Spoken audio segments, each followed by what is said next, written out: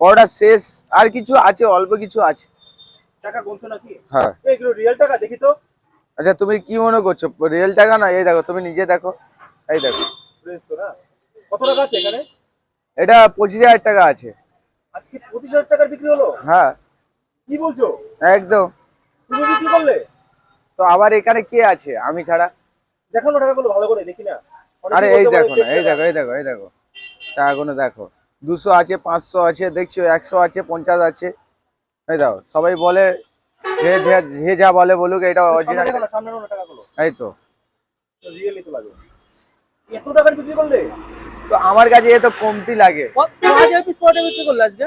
আজকে প্রায় ধরতে গেলে এই তো কত কেজি ময়দা গেছে সেটা দেখতে হবে, দাঁড়াও এখানে।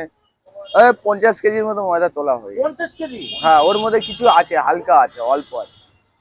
কয়েক 50 কেজি মিনিটের মধ্যে ময়দা চলে যাবে। বিক্রি করবে 25,000 হয়েছে? হ্যাঁ। কি বলছো? তাহলে না, কত টাকা লাভ হলো কত? আরে লাভটাই তো দেখাচ্ছি, আরো যেটা আছে রিয়েলি ওটা তো হালকাই আছে, ও গুনতে বাকি আছে।